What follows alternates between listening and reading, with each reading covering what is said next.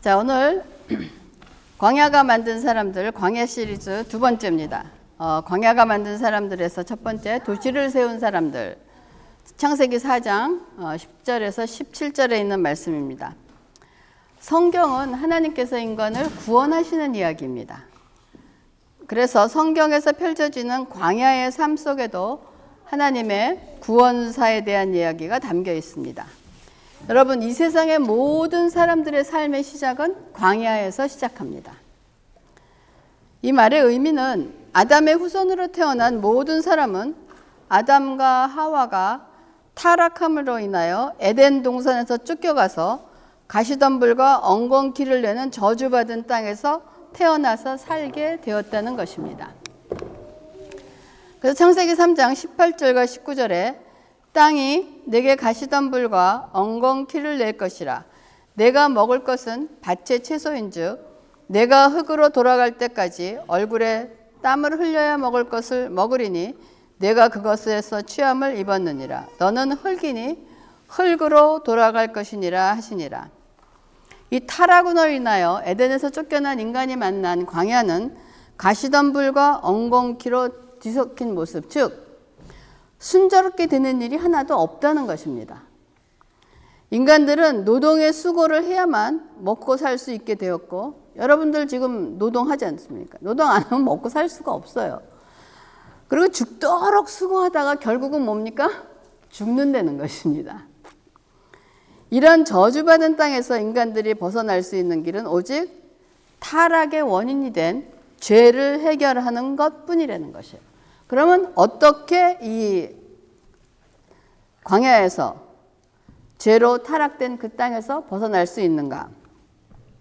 역대하 7장 14절에 내 이름으로 일컫는 내 백성이 그들의 악한 길에서 떠나 스스로 낮추고 기도하여 내 얼굴을 찾으면 내가 하늘에서 듣고 그들의 죄를 사하고 그들의 땅을 고칠지라. 하나님께서 막상하셨는데 악한 길을 떠나 스스로 낮추고 기도하고 하나님의 얼굴을 구한다. 즉 죄를 떠나서 겸손한 심령으로 하나님께 돌아오면 죄를 용서하시고 땅을 고치시겠다는 말씀입니다. 그러니까 회개를 통해 하나님께로 돌이키게 하신다는 것으로 이를 위하여 하나님께서는 타락한 아담과 하와에게 해결 방안을 주셨습니다. 그 해결 방안이 되는 언약은 창세기 3장 15절입니다.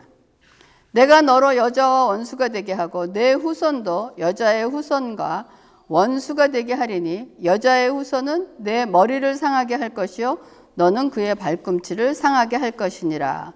이건 창세기 속에 있는 하나님의 언약의 말씀, 우리가 이거를 원시 복음이라고 합니다. 하나님께서는 그의 뜻대로 정하시고 그의 뜻에 따른 부르심을 통한 하나님의 언약의 성취 과정을 우리들은 광야를 살아간 사람들을 통하여서 우리가 만날 수 있습니다. 그래서 광야의 삶에 제일 먼저 등장하는 인물이 아담과 하와의 자녀 가인과 아벨입니다. 가인과 아벨은 똑같이 광야에서 살았지만 하나님께 선택받은 삶과 버려진 삶으로 나누어지게 되는 것을 우리가 볼 수가 있습니다.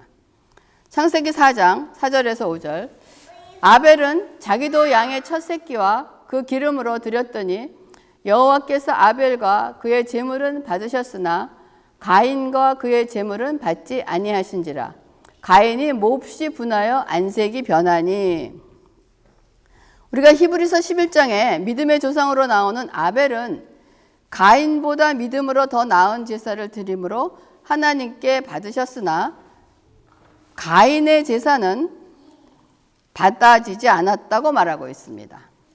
그래서 이 일로 인하여 화가 난 가인이 동생 아벨을 죽이는 최초의 살인사건이 광야에서 일어났습니다. 여러분, 어떤 광야를 지나든 모든 광야는 다 어렵습니다. 계속 광야를 지나다 보면 익숙해질 것 같기도 하지만 그러나 언제나 처음 지나는 것처럼 어렵고 두렵고 생소하게 느껴지는 것이 광야입니다. 그러므로 광야는 일정 기간을 필요로 하는 훈련장이라기보다는 연속적인 삶의 현장이라고 말할 수 있습니다. 저도 제 삶을 돌아보면 참으로 다양한 광야를 지났고 또 광야에 들어가게 된 사연도 다 다릅니다. 그리고 그 통과하는 방법도 통과하는 시간도 다 다르고 또 광야를 통과한 후에 그 이야기도 다 다른 그런 사연이 있습니다. 광야를 살지 않은 그리스도인은 없습니다. 다 그리스도인은 광야를 살고 있지만 광야를 정확히 이해하고 살아가는 그리스도인들은 그리 많지 않는 것 같습니다. 성경에는 광야를 지나온 사람들의 이야기가 있으며 그들이 광야에 통과했던 광야는 다 다른 성격의 광야입니다. 하지만 그들이 경험한 광야의 삶에서 동일한 메시지가 담겨 있는데 그 동일한 메시지는 무엇이냐? 하나님이 함께 하신다는 것입니다. 그리고 하나님께서 친히 인도하시고 어떤 광야에도 길이 있다는 것입니다. 그러므로 우리는 광야를 걷되 여러분 광야의 환경을 바라보지 마시고 광야의 길을 내시는 주님을 바라봐야 하는 것이 우리의 그 법칙입니다. 그래서 아담과 하와로부터 태어난 아들 가인은 동생 아벨을 죽이고 회개하는 대신 하나님 없이 살아가는 자신의 삶을 위하여 광야, 즉 저주받은 땅에 세상에 자신의 성, 도시를 건설합니다. 창세기 4장 16절과 17절에 보면 가인이 여호와 앞을 떠나서 에덴 동쪽 놋 땅에 거주하더니 아내와 동침함에 그가 임신하여 에녹을 낳은지라. 가인이 성을 쌓고 그의 아들의 이름을 성을 이름하여 에녹이라 하니라 라고 되어 있습니다. 죄를 짓고 하나님을 떠난 인간이 최초로 한 일이 도시를 건설하는 것이었습니다. 그러니까 첫 번째 건설된 도시가 에녹성이고 두 번째 건설된 도시가 여러분 혹시 두 번째 건설된 도시가 뭔지 기억하십니까? 바벨입니다. 창세기 11장에 나오는 바벨. 그래서 광야와 도시라는 의미는 하나님이 지으신 에덴 동산과 대치되는 경험이에요. 그래서 성경에서는 도시라는 개념은 죄를 짓고 하나님을 떠난 인간이 스스로를 지키고 살아가기 위해서 만든 것으로 하나님을 대적하는 의미를 가지고 있다는 것입니다. 그래서 에녹성을 세운 가인의 후예들은 도시 문명을 발전시켜 나갔지만 죄악으로 가득 차게 되어 하나님은 홍수를 통하여 그 도시와 함께 인간들을 멸절시켰습니다. 이것이 창세기 6장 5절에서 7절. 여호와께서 사람의 죄악이 세상에 가득함과 그의 마음으로 생각하는 모든 계획이 항상 악할 뿐임을 보시고 땅 위에 사람 지으셨음을 한탄하사 마음에 근심하시고 이르시되 내가 창조한 사람들을 내가 지면에서 쓸어버리되. 이것은 우리가 잘 알고 있는 노아의 홍수 사건입니다. 노아의 홍수는 하나님 없이 사는 도시 속에서 발전하고 화려하고 풍요롭고 편리하고 신기하게 보이는 것이 있다 할지라도 하나님 눈에는 어떻게 보이느냐? 죄악으로 가득 찬 것으로 보여서 쓸어버리는 존재라는 것입니다. 하나님 보시기에는. 그러나 이러한 멸망의 광야 속에서도 구원의 길로 인도되는 길이 있으며 구원받는 백성들이 있다는 것입니다. 그것이 무엇이냐? 창세기 6장 8절에 그러나 노아는 하나님께 은혜를 입었더라 라고 되어 있습니다. 하나님의 은혜를 입은 노아입니다. 제가 지난 시간에 광야에서 우리가 반드시 구해야 할 것이 뭐라 그랬냐? 하나님의 은혜라고 그랬습니다. 우리는 하나님의 은혜 없이는 어디서든지 살 수 없는 존재라는 거예요. 근데 이렇게 하나님의 은혜를 입어 홍수에서 살아난 노아의 가족이 있는데 노아의 세 아들 셈과 함과 야벳이 있습니다.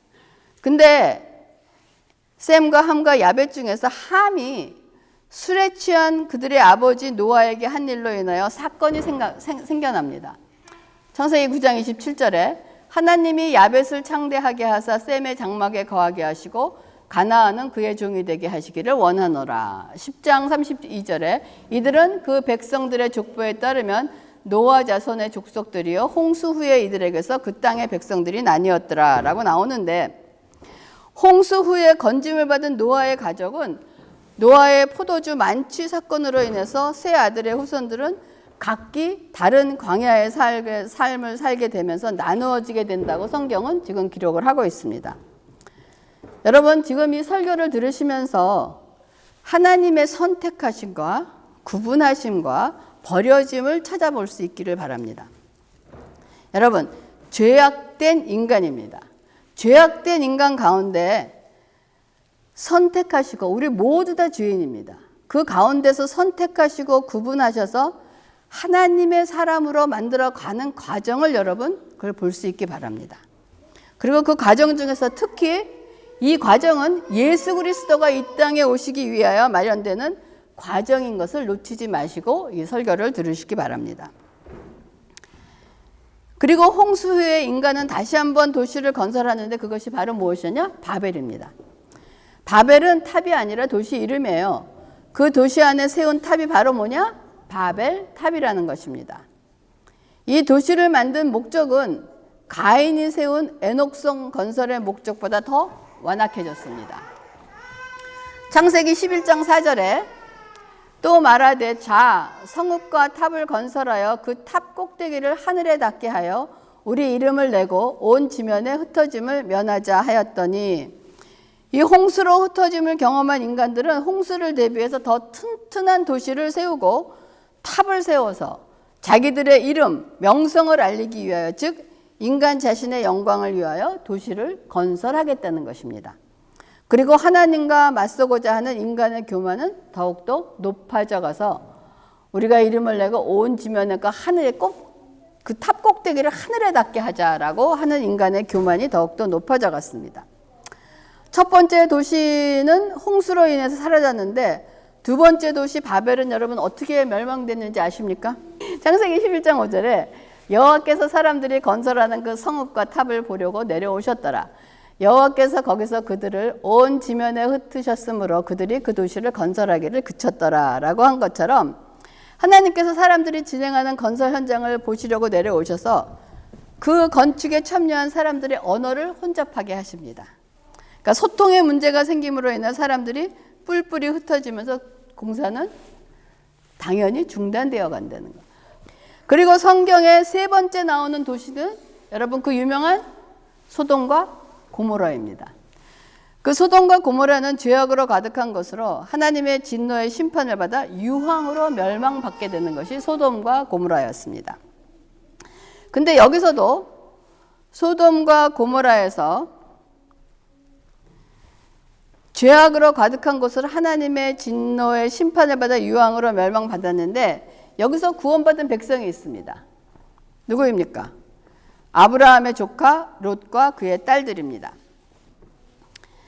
구원받은 사람들이 소돔과 고모라에 있던 사람들, 아브라함의 조카 롯과 그 딸들이 여러분 소돔과 고모라에 있던 사람보다 좀 더 나아서 구원받았습니까? 똑같이 죄인이라는 거예요. 뭐 더 나아서 구원받은 건 아니래요. 다 같은 죄인인데 다만 그 죄인들 가운데서 하나님의 선택을 받았을 뿐입니다. 근데 우리는 그 선택 기준을 알 수가 없어요. 하나님은 왜 우리를 택하시고 왜 저 사람은 택하지 않으셨냐 하는 질문에는 우리가 대답할 수 없어요. 그거는 하나님의 주권이고 하나님의 섭리인 것입니다. 그래서 우리는 선택받음을 뭐라고 얘기하느냐? 은혜라고 얘기하는 것입니다. 이렇듯 성경에서 죄를 상징하는 도시는 하나님을 떠난 인간들의 작품이었습니다. 성경은 처음 세워진 에녹성에서 시작해서 요한계시록에 등장하는 하늘에서 내려오는 거룩한 성, 예루살렘 성으로 도시 이야기는 끝이 납니다. 여러분, 가인이 세운 에녹성은 하나님이 없는 문화입니다. 하나님이 없는 세상으로 이 땅에 존재하는 죄를 상징하면서 가인은 현세에서도 쾌락과 영광을 추구하는 육신을 따라 사는 사람들을 상징합니다. 그러나 이런 광야에서도 꽃이 피는 반전이 있습니다.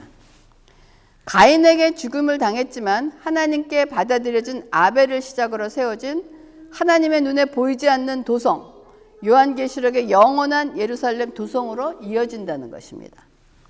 눈에 보이지 않는 하나님의 도성에 사는 사람들은 세상에 집착하지 않고 나그네와 같은 삶을 살아가는 영의 사람들입니다. 그러면 이 죄를 상징하는 지상의 도성은 언제 결국 무너집니까? 죄를 상징하는 지상의 도시의 이름은 요한계시록에 나오는 하나님을 대적하는 의미를 가진 도시 바벨론입니다.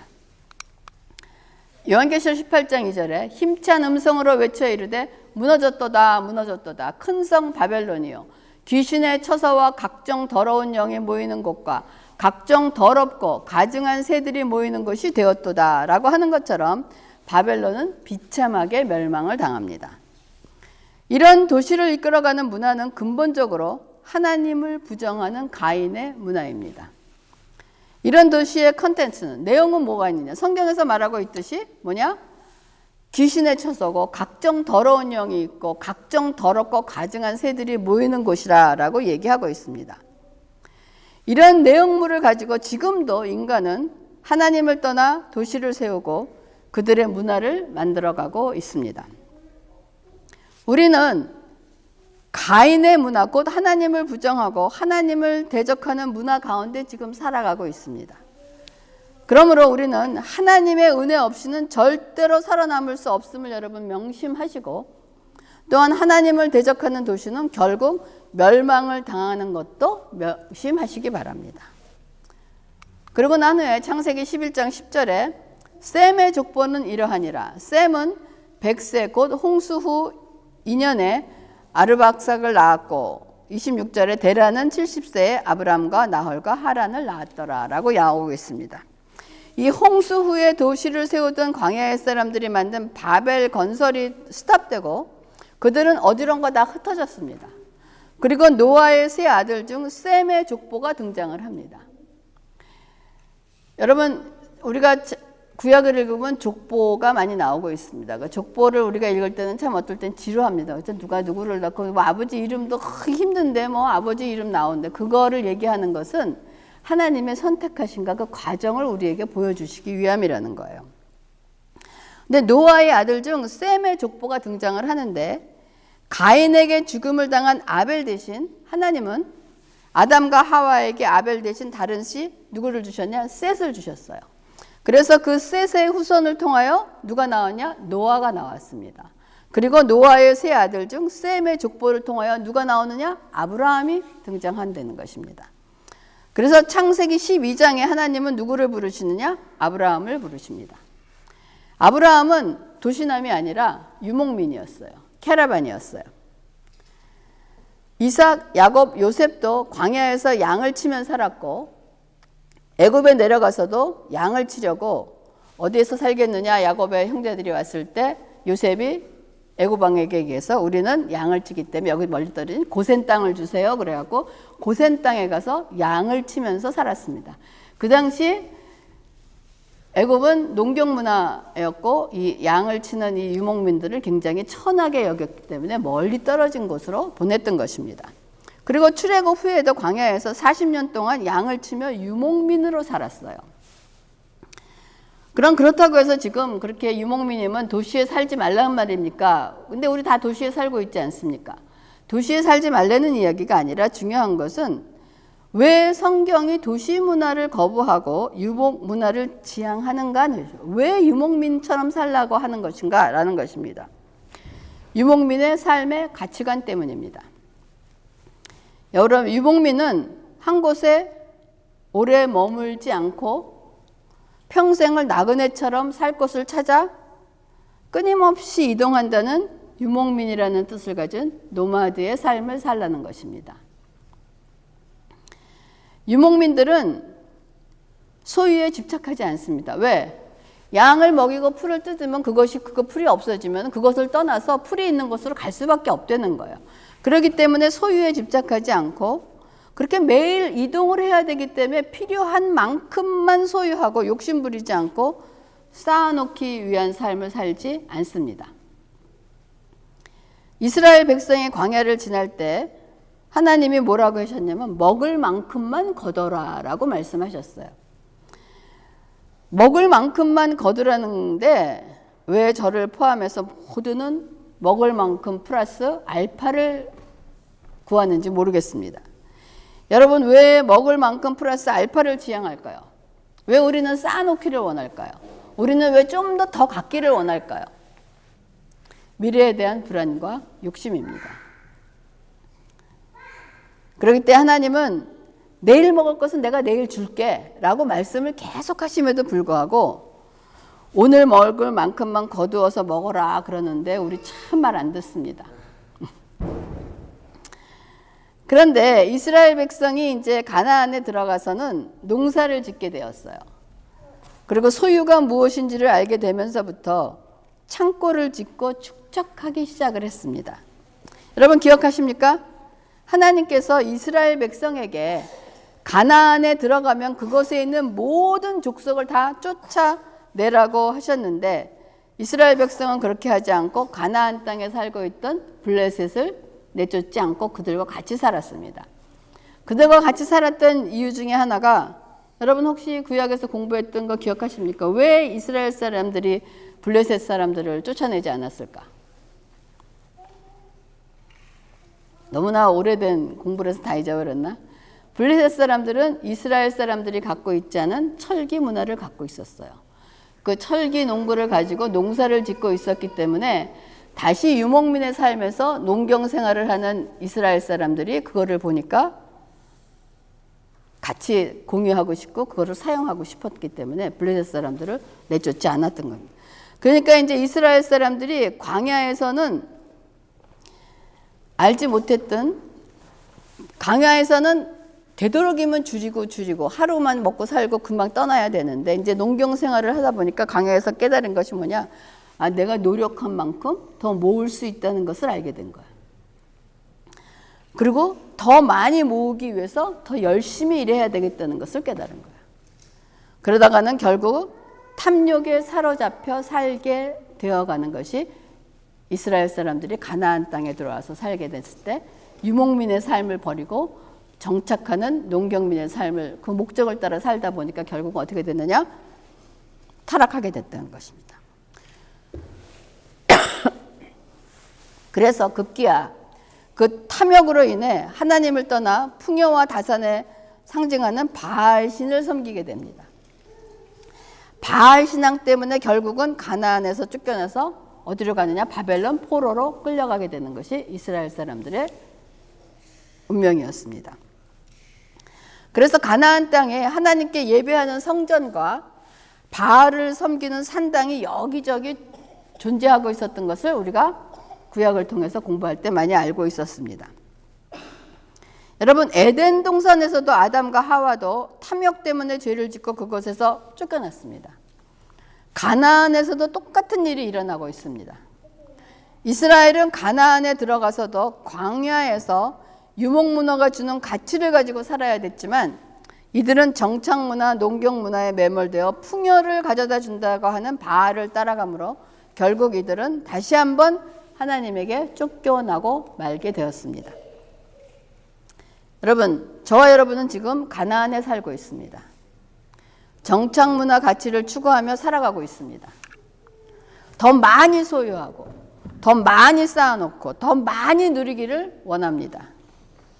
가나안에 살면서도 광야에서 사는 것처럼 살아가는 사람은 많지 않다는 것입니다. 모두가 탐욕을 따라가면서 살고 있으므로 성경은 지금 이런 도시를 빨리 탈출하라고 경고하고 있는 것입니다. 지금 가인처럼 하나님 없는 광야를 지나고 계신 분이 계십니까? 지금이 바로 하나님의 은혜를 구할 때입니다. 가인은 죄를 짓고 하나님으로부터 쫓겨나서 광야로 들어가게 되자 이제 그는 누구의 보호도 받을 수 없게 되고 늘 생명의 위협을 받으면서 살아갈 수밖에 없게 되자 가인은 하나님에게서 쫓겨나는 것보다 그가 죽임당하게 될 것을 더 많이 두려워했습니다. 가인처럼 삶의 위기 속에 계십니까? 두려움 속에 계십니까? 도시로 뒤엎인 광야에서 구할 것은 여러분 하나님의 은혜입니다. 이런 두려움에 놓여 있던 가인에게 하나님께서 은혜를 주셨는데 여호와께서 그에게 이르시되 그렇지 아니하다. 가인을 죽이는 자는 벌을 7배나 받으리라 하시고 가인에게 표를 주사 그를 만나는 모든 사람에게서 죽음을 면하게 하시리라. 자,